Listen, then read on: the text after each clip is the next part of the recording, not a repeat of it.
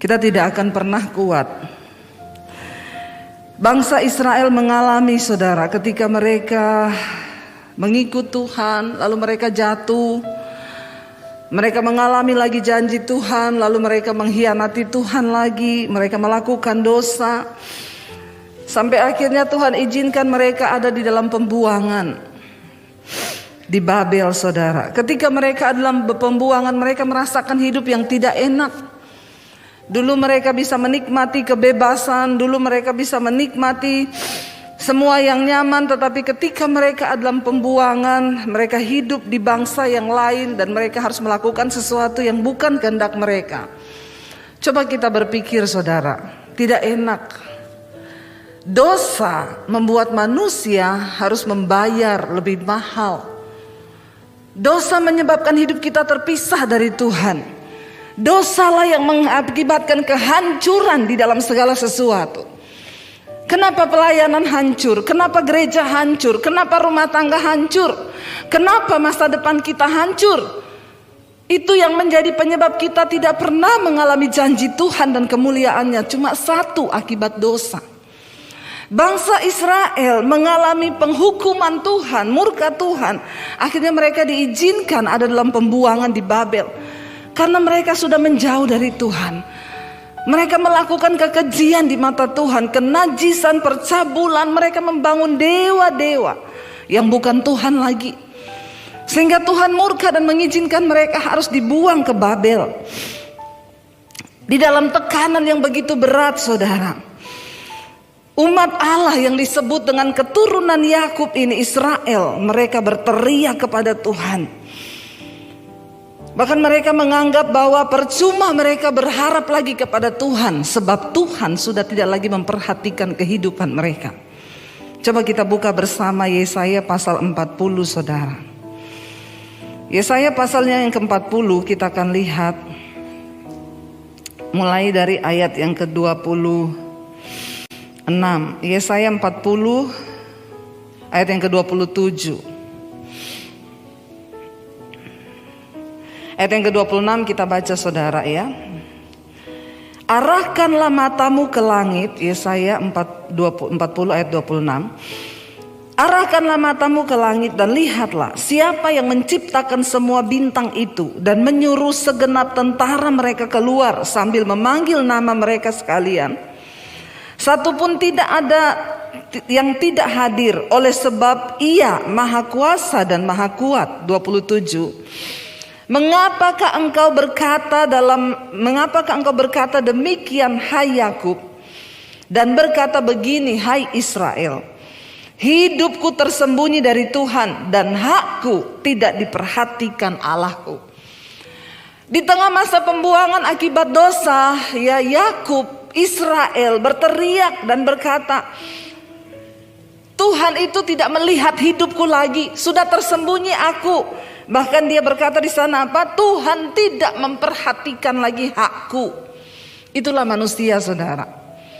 Waktu dia hidup berbuat dosa seenaknya, semaunya dia lakukan. Tapi ketika dosa, akibat dosa membawa hidup kita di dalam keterpurukan, kesengsaraan, baru dia bilang apa? Tuhan itu tidak lagi memperhatikanku. Bahkan hakku tidak dibela lagi oleh Tuhan. Kita pintar kalau menuntut hak dari Tuhan. Itu manusia. Kita gampang kalau meminta Tuhan menolong kita, menjawab persoalan kita. Kita menuntut Tuhan, katanya Tuhan berjanji begini, tapi kenapa saya tidak mengalami begini? Itulah kita manusia. Yakub berkata di dalam pembuangan, di dalam rasa tertekan, dia bilang apa? Tuhan tidak lagi melihatku.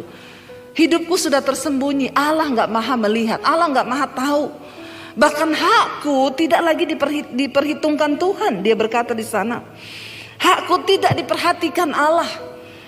Tuhan bilang, engkau lihat siapa yang menciptakan langit, bumi, bintang, matahari. Aku yang memerintahkan semua bintang keluar. Mereka tidak ada satupun yang tidak hadir ketika Tuhan memanggil tentara-tentara itu. Mengapakah engkau berkata demikian, Yakub, dan berkata begini, hidupku tersembunyi dari Tuhan dan hakku tidak lagi diperhatikannya. Saudara, jangan pernah berkata bahwa Tuhan tidak memperhatikan hidupmu. Jangan pernah berpikir bahwa dia tidak melihat kita. Lalu ayat yang ke-28 di sana dikatakan, tidakkah kau tahu? Ayat 28. Tidakkah kau tahu dan tidakkah kau dengar? Tuhan ialah apa? Allah kekal yang menciptakan bumi dari ujung ke ujung. Ia tidak menjadi lelah dan tidak menjadi lesu, tidak terduga pengertiannya. Kenapa kita harus menyembah Tuhan? Kenapa kita harus mendekatkan diri kita dengan Tuhan? Yang pertama, karena Tuhan yang menciptakan kita, saudara. Amin. Kalau kita tahu Dia yang menciptakan kita, alangkah naifnya kalau seorang itu tidak mendekatkan diri dengan Tuhan. Tuhan yang pegang semua rencana atas hidup kita. Bahkan blueprint hidup kita, rencana kita ke depan, itu ada di dalam tangan Tuhan. Kenapa kita harus mencari Tuhan? Kenapa kita harus menyembah Tuhan? Percaya kepada Dia. Karena kita ini ciptaannya. Ayat yang ke-29 dikatakan, Dia memberi kekuatan kepada yang lelah dan menambah semangat kepada yang tidak berdaya. Orang-orang muda menjadi lelah dan lesu, dan teruna-teruna jatuh tersandung. 31 baca sama-sama. Tetapi orang-orang yang menanti-nantikan Tuhan mendapat kekuatan baru. Mereka seumpama raja wali yang naik terbang dengan kekuatan sayapnya. Mereka berlari dan tidak menjadi lesu. Mereka berjalan dan tidak menjadi lelah. Kita belajar dari kisah ini, saudara. Kenapa ayat ini muncul? Karena teriakan bangsa Israel di dalam keterpurukan di masa pembuangan. Mereka berpikir Tuhan sudahlah tidak lagi memperhatikan mereka. Padahal itulah upah dosa. Mereka harus membayar. Ingat, saudara, setiap dosa yang engkau lakukan itu ada konsekuensinya. Waktu kita datang minta ampun, diampuni. Tetapi upahnya itu yang berat, dan banyak orang Kristen tidak sanggup membayar upah dari dosa itu. Karena itu hiduplah berhati-hati, mikir kalau mau bikin dosa. Amin, saudara. Karena semua ada konsekuensinya. Dia Tuhan yang tidak bisa berdusta dengan janjinya. Upah dosa itu maut. Masih bagus kalau kita gak binasa. Bangsa Israel ketika dalam pembuangan, mereka gak kuat menghadapi proses. Padahal itu terjadi karena kesalahan mereka sendiri. Banyak manusia melakukan kesalahan dalam hidupnya, tetapi ketika mereka masuk dalam proses Tuhan, mereka gak kuat, saudara. Akhirnya banyak yang memilih murtad. Ayo kita menyadari hal ini. Ketika dalam pembuangan mereka, bahkan apalagi yang paling membuat kita itu seringkali down, ketika kita merasa Tuhan itu sudah meninggalkan kita. Saya pernah mengalami waktu saya kecelakaan mobil, saudara, satu keluarga. Kita mau pelayanan waktu itu ke Anyer. Saudara yang mengikuti kisah saya, mungkin saudara lihat di Instagram saya pernah angkat fotonya. Saudara, kami mau pelayanan ke Anyer, berangkat satu keluarga. Tiba-tiba waktu mau bayar tol, mobil kita berhenti, saudara. Ketika berhenti saya terbangun karena saya tidur, anak-anak juga tidur di belakang. Kami satu mobil berlima. Ketika berhenti, tiba-tiba saya merasa benturan yang sangat keras di mobil itu. Lalu mobil kami terlempar ke jalur sebelah. Ya, dan itu benar-benar saya merasakan, saudara, ya, yang namanya mati itu berada sangat dekat dari kita itu. Nggak sangka, nggak apa. Tiba-tiba mengalami, saudara. Ya, di situ saya baru merasa bahwa kematian itu berjarak hanya beberapa detik dari hidup kita. Bahkan 5 menit ke depan kita nggak tahu hidup ini apa yang mau terjadi, kan. Itu saya merasa mobil itu tiba-tiba benturan keras, di situ sudah kesadaran saya udah hilang, saudara. Kenapa kita harus terus hidup dalam kekudusan, menghormati Tuhan? Ya, karena waktu orang mengalami yang kayak begitu dia udah nggak ingat apa-apa, saudara. Ya, waktu manusia itu kaget tingkat tinggi, kita udah nggak bisa mikir Tuhan ampuni kemarin saya bersinah, Tuhan ampuni saya kepahitan sama orang, nggak ada waktu. Lalu tiba-tiba saya cuma merasa mobil kami terpental, saudara. Begitu sadar sudah terbalik, ya, sudah asap dari airbag yang keluar itu sudah memenuhi mobil, saya udah nggak tahu lah. Ternyata waktu kami dalam posisi mau bayar tol, antri di depan saya ada 5 mobil. Jadi ada mobil melaju kencang dari belakang kami dan itu posisinya waktu itu menurun saudara. Menurun dan berbelok gini. Itu di Cilegon mau ke Anyer. Mobil bus laju prima. Lajunya benar-benar prima. Itu waktu itu dia ternyata remnya blong. Jadi mobil itu pas di belakang saya. Bus itu tinggi sekali saudara. Bahkan mungkin mobil kita hanya seukuran bannya ya. Itu dia hantam mobil saya saudara ya, benar-benar mobil yang pertama dihajar tuh mobil kita. Tapi untung suami saya diberi, saya yakin itu Tuhan lah, diberi hikmat, dia banting setir ke kanan. Jadi mobil kami keluar dari jalur itu dan terbalik ke sebelah sana. Tetapi itu saya tidak bayangkan kalau kita tidak terlempar ke kanan. Itu penyok di antara mobil depan dan juga bus itu, kita benar-benar mati satu keluarga. Mobil kita terlempar ke tapi belakang mobil saya tuh hancur sampai hampir ke depan. Anak saya di belakang tidur melintang. Ya, waktu kejadian itu saya bingung saudara. Jadi dari kursi belakang sampai bagian tengah itu remuk, sampai benar-benar remuk. Saya bingung waktu itu, anak saya yang paling kecil yang tidur di belakang waktu itu sudah di pangkuan saya di depan. Lalu akhirnya saya buka pintu mobil sambil berusaha keluar saudara. Ya panggil orang minta tolong, gak ada yang mau nolong karena mereka bilang itu mobil mau meledak, ada asap. Padahal itu airbagnya yang keluar saudara. Ya jadi saya keluarin anak saya satu-satu. Ya dan puji Tuhan itu mobil menurut asuransi hancur 80%. Tapi kami tidak ada satu luka pun, satu keluarga. Itu Tuhan saudara, itu Tuhan. Dan waktu itu saudara ya oke, saya merasa pembelaan Tuhan. Sampai waktu itu polisi datang saudara, saya sudah dibawa. Ada satu mobil Pajero, orang bilang bawa ke rumah sakit dulu lah, nanti dicek ada apa-apa. Jadi saya sama anak-anak kita sudah pergi. Suami saya yang tinggal di situ ngambil barang-barang dari mobil. Ada polisi datang. Dia bilang sama suami saya, aduh pak ya, untung bapak sendiri. Kalau bapak bawa keluarga tadi ini pasti ada yang meninggal. Lihat keadaan mobil seperti ini. Suami saya bilang kami berlima pak. Polisinya bilang astagfirullah.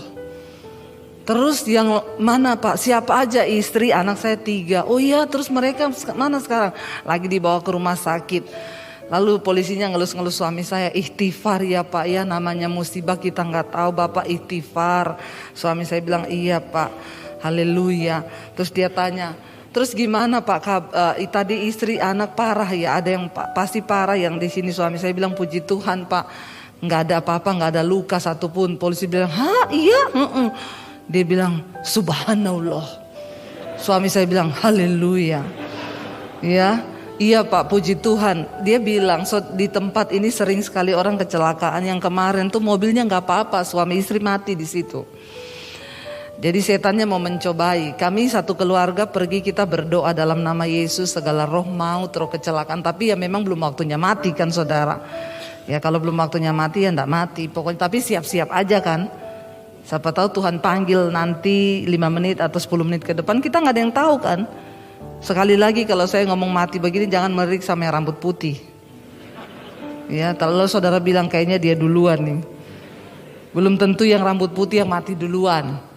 Iya, bisa jadi yang sebelah kanan saudara besok sudah nggak ada. Coba lihat sebelah kananmu. Bisa jadi besok udah nggak ada. Lihat sebelah kirimu, bisa jadi dia sebentar malam. Ya, jadi yang namanya mati itu bisa tenang. Akhirnya ketika kami mengalami kecelakaan, ini poinnya saudara. Mobil hancur 80%. Yang sangat menyakitkan itu ada orang-orang yang WA ke saya, Bu, introspeksi diri. Ibu itu hamba Tuhan. Rancangan Tuhan bukan rancangan kecelakaan. Tapi kenapa ibu kecelakaan? Bertanya pada Tuhan, introspeksi diri. Dalam hati saya, lu gak usah ngirimi gitu juga saya introspeksi keles. Iya gak saudara? Lu kita ini ngalami apa itu langsung kan. Kalau orang yang ada Roh Kudus langsung, Tuhan saya salah apa ya? Dan yang lebih menyakitkan, waktu itu saya tanya, Tuhan saya dosa apa sampai Tuhan izinkan kami kecelakaan sebegini. Ini hampir mati loh. Ini benar-benar nyawa loh Tuhan. Yang bikin saya down saudara, kalau saya lagi selingkuh misalnya ya, kalau saya lagi selingkuh terus tabrakan, Tuhan ampuni, ini pasti karena saya selingkuh. Kan lebih enak gitu ya, kita tahu kan. Masalahnya saya tidak mendapati sesuatu yang bikin Tuhan tuh murka. Ngerti gak saudara? Kalau saya lagi selingkuh, Tuhan pasti ini karena saya selingkuh nih, makanya Tuhan izinkan gini, tobat, kapok lu. Kan harusnya begitu. Masalahnya suami saya juga bilang, kita introspeksi, suami saya bilang, tadi malam itu padahal aku nyembah Tuhan loh sampai jam 2 nangis-nangis. Coba saya juga bilang, iya kita nih kenapa Tuhan? Disitulah perasaan iblis menuduh Tuhan tuh ninggalin kita. Dan itu perasaan yang paling mematikan ketika kita merasa Tuhan tuh meninggalkan kita. Ini yang dialami oleh Yakub bangsa Israel ketika mereka dalam pembuangan. Dia bilang hidupku ini sudah tersembunyi, Tuhan udah gak lihat apa yang aku alami. Dia juga sudah tidak memperhatikan hak-hakku. Jadi untuk apa lagi aku mengharapkan dia? Sudah tidak ada gunanya. Apakah engkau sedang ada dalam titik itu hari ini saudara dan berkata tidak ada gunanya lagi? Tuhan udah nggak perhatikan sama saya. Mungkin engkau sedang ada dalam titik itu hari ini dan engkau berkata, iya bu itu saya. Rasanya untuk mencari Tuhan sudah tidak mungkin. Melihat keadaan yang buram di depan saya, apa yang mau saya lakukan lagi? Dengar baik saudara. Ingat yang pertama, ingat kita ini ciptaan Tuhan. Dia yang berkuasa atas hidup kita, bahkan atas kematian kita. Saya kemarin seorang ibu telepon saya, dia bilang, Bu, saya itu baru mengalami Tuhan secara pribadi benar-benar. Selama ini kita bisa gampang berkata hidupku milikmu, semua yang ada dalam hidupku ini milikmu. Itu yang sering kita perkatakan. Tapi ketika Tuhan memberikan ujian tuh gak gampang bu. Tiba-tiba denyut jantung saya naik bu, dia bilang ya, sampai 200 apa berapa saudara. Jadi saya periksa ke dokter, nyut-nyut jantungnya. Dokter bilang ini korslet, kelistrikan jantungnya korslet. Bayangkan saudara, kalau korslet listrik rumah masih bisa diperbaiki lah, kalau jantungnya kelistrikannya korslet. Ya makanya saya sering bilang kan, ingat. Apa yang membuat jantung berdebar dengan cepat? Bukan cuma faktor makanan. Karena dua hal yang membuat jantung berdetak dengan cepat. Yang pertama jatuh cinta, yang kedua jatuh tempo. Ya, jatuh cinta sama jatuh tempo mirip itu saudara. Kalau udah mau tanggal jatuh tempo, jantung kita berpacu cepat. Makanya jangan banyak-banyak cicilan. Amin. Itu yang menyebabkan orang mati mendadak. Ya, kurang-kurangilah beban cicilan saudara. Hidup apa adanya saja. Lalu dia bilang, akhirnya periksa ke dokter, akhirnya dia harus masuk rumah sakit di opnam, dipantau sama dokter. Ya, yang nomor 1 dokter bilang pasti ibu terlalu khawatir, terlalu banyak beban pikiran. Jangan terlalu khawatir. Saudara banyak khawatir jantungnya korslet. Lebih daripada khawatir lebih baik nyanyi, amin. Gak usah terlalu banyak khawatir ya. Nanti cepat ketemu Bapa di sorga. Tapi luar biasa juga sih ya. Ada yang udah kepengen ketemu Bapa di sorga? Ya belum ya. Kenapa bu? Belum selesai atau masih takut? Ya kita percayalah ya. Kalau sudah waktunya puji Tuhan, haleluya. Tapi kalau belum ya puji Tuhan juga. Kita masih ada waktu untuk berdampak di dalam dunia ini. Lalu dia bilang, waktu saya itu di rumah sakit bu, nggak turun-turun dan jantungnya itu berpacunya cepat terus. Bahkan tekanan darah saya mulai drop. Saya udah bingung. Disitulah saya mulai berserah. Saya bilang Tuhan, saya menyerahkan hidup saya Tuhan. Kalau saya mati sekarang saya siap. Tapi bagaimana anak saya, bagaimana suami saya, siapa yang urus? Di situ dia bilang, saya tuh dengar Tuhan tuh ngomong gini. Bahkan anakmu, suamimu itu bukan urusanmu. Mereka itu milikku. Kamu bilang berserah, tapi kamu belum berserah. Kenapa kamu pikir anak dan suamimu itu urusanku? Ini loh seringkali yang membuat kita ini saudara jadi banyak sakit, banyak mau mati, terutama orang tua nih. Ya kita tuh lebih sering mengkhawatirkan mikirin anak. Sudah berumah tangga dipikirin terus. Semua akan berproses pribadi-pribadi. Biarkan, kita cuma cukup mendoakan anak kita nanti akan diproses Tuhan pribadi-pribadi. Gak usah kita yang jadi Tuhan buat mereka, amin. Ada orang tua yang suka jadi Tuhan, anaknya utang dia yang bayar, tidak usah angkat tangan. Saya tahu banyak. Akhirnya dia yang stres. Anaknya ada masalah dia campuri. Ya, kapan anakmu menjadi dewasa dan mencari Tuhan secara pribadi?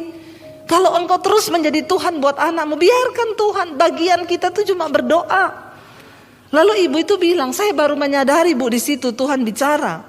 Anakmu dan suamimu itu bukan urusanmu, mereka milikku. Kalau kamu berserah, berserah aja. Jangan bilang aku serahkan nyawaku Tuhan, nyawaku milikmu. Tapi bagaimana suami dan anakku? Emang kamu lebih pintar mengurus kehidupan mereka? Di situ dia bilang, saya bertobat Bu. Saya baru tahu arti dari semua itu milik Tuhan ketika saya udah rasa mau mati itu. Terus Tuhan ngomong begitu. Akhirnya saya bilang, oke Tuhan, aku serahkan semuanya. Suami, anakku, kalau sudah waktunya aku mati sekarang, aku berserah. Tapi ternyata dia gak jadi mati. Karena Tuhan memang masih, dia bilang, saya cuma dapat Bu satu poin di situ tentang semua milik Tuhan. Jadi kita ini ternyata benar-benar gak punya hak. Ketika saya merasa Tuhan meninggalkan saya, saudara, saya udah gak mau berdoa. Kira-kira seperti yang dialami Yakub ini, untuk apa saya cari Tuhan? Tuhan bikin kita malu, kecelakaan begini, semua orang bilang introspeksi diri, hamba Tuhan kok kecelakaan. Padahal Alkitab bilang rancanganku bukan rancangan kecelakaan. Di situ saya terpuruk, saya terpukul saudara. Tapi saya akhirnya dipulihkan Tuhan. Karena memang hari-hari itu saya disuruh Tuhan baca kitab Ayub. Pertama rumah kami kemalingan. Ada maling masuk. Dicuri semua saudara. Barang-barang elektronik, HP, laptop dicuri. Waktu itu saya bertanya, Tuhan, rumah orang yang lebih berdosa dari kita di sini tuh banyak. Loh benar gak saudara? Tapi kenapa yang dimasuki rumah kita loh? Kan lebih enak kalau kita bersaksi, saudara. Tadi malam ada maling mau masuk rumah saya. Tapi Tuhan ajaib, malingnya kesangkut di pagar sampai pagi. Itu kayaknya lebih enak kan untuk kita dengar kan? Wih dahsyat, semua tepuk tangan. Wih Tuhan ajaib, maling kesangkut. Kan gak enak kalau kesaksiannya maling masuk rumah, nyuri barang-barang kita. Terus perlindungannya di mana? Kita yuk kalau tidur malam berdoa loh. Di situ saya bertanya, Tuhan, kenapa Tuhan izinkan masuk ke rumah kita? Kenapa bukan ke rumah orang yang banyak lebih berdosa dari kita tuh banyak? Di situ saya dengar suara Tuhan baca kitab Ayub. Tapi saya pikir alay banget, cuma kehilangan kayak gitu suruh baca kitab Ayub. Apa yang saya alami ini nggak ada apa-apanya lah sama Ayub. Ngeyel saya, berapa hari kemudian kita kecelakaan itu. Suara itu datang lagi, baca kitab Ayub. Saya bilang kalau ini sudah tidak main-main ini. Kita hampir mati satu keluarga ini, hampir nyawa ini benar. Akhirnya saya baca. Baru di situ saya bisa mengkhotbahkan kitab Ayub itu luar biasa. Dari khotbah saya itu orang-orang semua baru mengerti saudara tentang penderitaan yang paling mematikan. Karena di sana Ayub sempat berkata, percuma aku ikut engkau. Lebih mujur orang-orang yang tidak takut Tuhan. Mereka gendut, nasibnya baik-baik, tidak ada penyakit. Aku ini yang sudah hidup kudus, menjaga kekudusanku untuk apa? Buktinya juga aku mengalami lebih parah daripada orang-orang yang tidak mengenal engkau. Di situ firman Tuhan datang saudara. Lihat sahabatnya berkata, Ayub, engkau hidup kudus, engkau hidup benar. Tuhan tidak untung. Tuhan tidak untung. Dia enggak tambah mulia dengan kekudusanmu. Kalau engkau hidup benar, engkau hidup kudus, engkaulah yang untung. Karena apa yang engkau tabur itu akan engkau tuai. Sebaliknya kalau engkau memilih hidup berdosa, sorry, Tuhan juga enggak rugi. Silakan kalau ada di antara saudara yang memilih untuk hidup berdosa, silakan. Tuhan tidak pernah dirugikan dan kemuliaannya tidak akan pernah berkurang ketika manusia memilih untuk hidup dalam dosa. Tapi engkaulah yang akan merasakan akibatnya. Karena apa yang engkau tabur itu akan engkau tuai. Kebinasaan kekal. Di situ saya menangis dan meneteskan air mata. Saya juga bertanya, kenapa Tuhan? Kenapa Tuhan? Saya bilang, ampuni saya Tuhan. Saya tahu semuanya mendatangkan kebaikan. Akhirnya mobil saya digantikan saudara. Waktu itu Honda Freed diganti Innova yang terbaru. Yang tadi ngomong introspeksi diri itu, WA. Bu, ternyata ajaib ya Tuhan. Ibu kecelakaan karena Tuhan mau ganti mobil yang lebih bagus ya. Saya bilang, ibu mau ganti Mercy? Saya doakan masuk di bawah kontainer. Itu orang Kristen picik saudara. Ya, dia pikir kalau mau ganti Mercy terbaru saya doakan sekarang bu. Mau masuk di bawah kontainer? Jangan bu, nggak mau. Nggak apa-apa saya naik Avanza aja. Mau pilih mana? Sorry saudara, Tuhan tuh bekerja dengan caranya. Dan di balik semua peristiwa tuh ada nilai. Bangsa Israel tuh nggak ngerti. Kenapa mereka ada dalam pembuangan? Mana dia berteriak sudah di pembuangan karena dosa. Ngomong lagi, ternyata Tuhan tidak melihat hidupku, hak-hakku tidak ada. Tuhan memberi nasihat kepada mereka. Orang yang menanti-nantikan Tuhan akan mendapat kekuatan yang baru. Di sana dikatakan, dia memberi kekuatan kepada yang lelah, ayat 29. Dan menambah semangat kepada yang tidak berdaya. Kenapa kita harus mencari Tuhan di tengah masa kesulitan kita? Karena dia sumber kekuatan. Cuma dia yang bisa memberikan saudara semangat kepada orang yang sudah tidak berdaya. Engkau tidak akan mendapatkan itu di diskotik, percuma. Ya, jangan pergi ke tempat yang seperti itu untuk mencari kekuatan. Engkau pulang semakin stres, bisa berakhir dengan bunuh diri. Ada bapak-bapak di Jakarta, dia bilang sama istrinya, dia tanya dari mana? Saya ini penat di dalam rumah. Dari mana kamu? Ya dari sana mencari kekuatan. Dicek istrinya saudara, ternyata suaminya ke Holy Wings. Dia tanya, apa itu Holy Wings? Gereja baru. Holy Wings, sayap kudus saudara. Jangan salah masuk. Saudara pikir wah gereja baru ini. Jangan saudara kita lari dari Tuhan. Ketika engkau datang di kaki Tuhan, ayat ini berkata, dia yang memberikan kekuatan kepada yang lelah dan menambah semangat kepada yang tidak berdaya. 30, orang-orang muda menjadi lelah dan lesu. Hari-hari ini menghadapi persoalan zaman. Ya, kita melihat akan datang masa yang sukar di depan. Bahkan orang muda akan menjadi lelah dan lesu. Dengar baik-baik yang muda-muda di sini. Engkau tidak punya cukup kekuatan untuk bertahan dengan kepintaranmu, dengan tenagamu. Habis menghadapi masa yang semakin sulit ke depan. Ayat ini berkata, orang muda menjadi lelah dan lesu dan teruna-teruna jatuh tersandung. Tetapi orang yang menanti-nantikan Tuhan, mereka akan mendapat kekuatan baru. Siapa yang membutuhkan kekuatan baru hari-hari ini? Kita semua membutuhkan kekuatan yang baru. Mereka seumpama raja wali yang naik terbang dengan kekuatan sayapnya. Mereka berlari dan tidak menjadi lesu. Mereka berjalan dan tidak menjadi lelah. Rasul Paulus berkata, siapapun saudara yang mengaku percaya kepada Kristus, engkau mau atau tidak, kita semua ada di dalam gelanggang pertandingan. Karena itu Rasul Paulus bilang, berlarilah begitu rupa supaya engkau memperoleh mahkota itu, yaitu kehidupan yang kekal. Tapi apakah kita bisa berlari saudara? Dengan semua persoalan hidup yang sedang kita hadapi, dengan tantangan yang begitu berat, banyak orang mulai menjadi lelah. Banyak orang mulai menjadi capek. Lalu dia menyerah di tengah jalan. Tetapi orang yang terus menantikan Tuhan, ayat ini menjamin dia akan berlari tapi tidak menjadi lelah. Dia akan berlari tetapi tidak menjadi lesu. Berjalan tidak menjadi lelah. Mari kita cari Tuhan hari-hari ini. Mari kita terus menanti-nantikan Tuhan. Mari kita terus ada di kakinya hari-hari ini dan berkata, Tuhan kami mau menantikan Engkau. Kami mau mencari wajah-Mu. Saudara, tidak ada perkara yang mustahil bagi Tuhan. Dia sanggup memberikan jaminan atas kehidupan kita saudara. Dia mampu. Asalkan kita mau sungguh-sungguh datang tersungkur di kakinya. Mari kita bangkit berdiri bersama.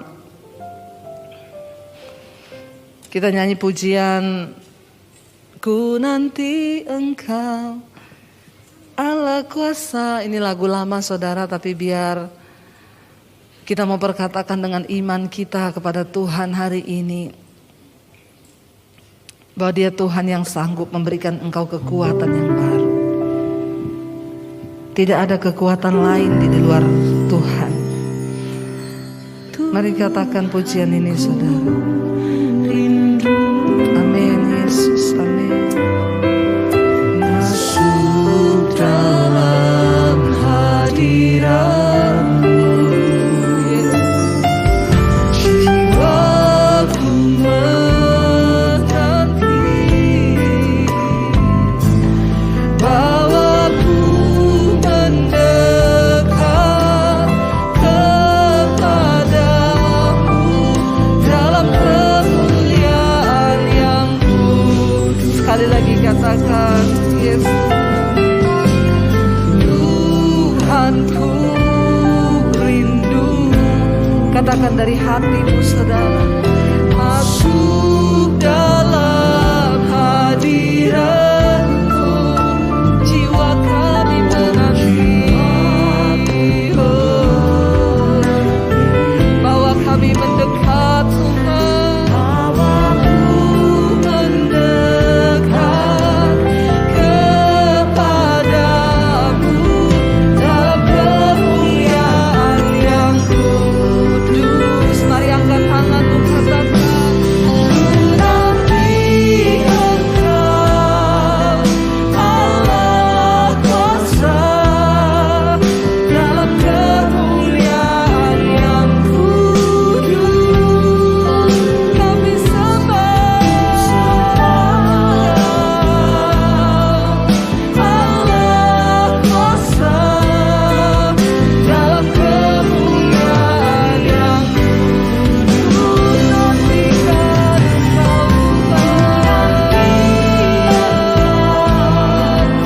Allah kuasa, amin, dalam kemuliaan yang kudus. Kami sembah Kau,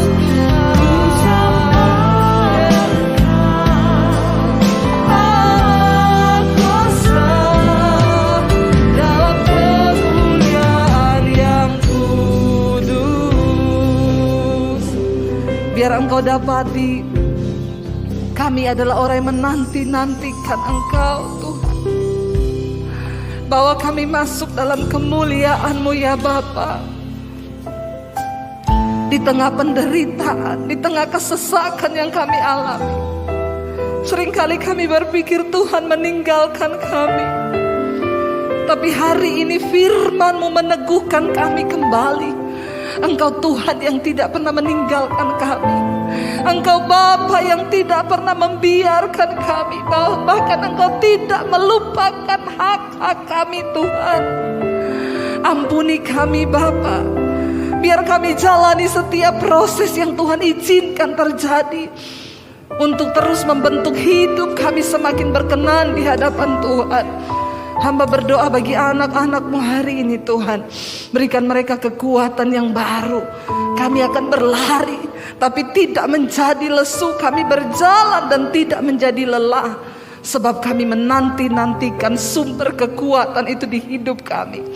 Kami menyerahkan hidup kami, rumah tangga, anak-anak kami ke dalam tangan-Mu. Semua adalah milik-Mu Tuhan. Semua milik-Mu.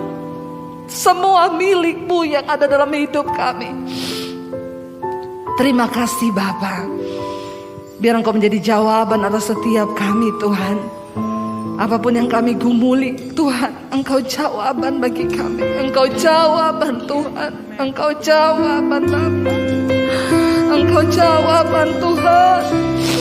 Haleluya Yesus. Terima kasih Tuhan.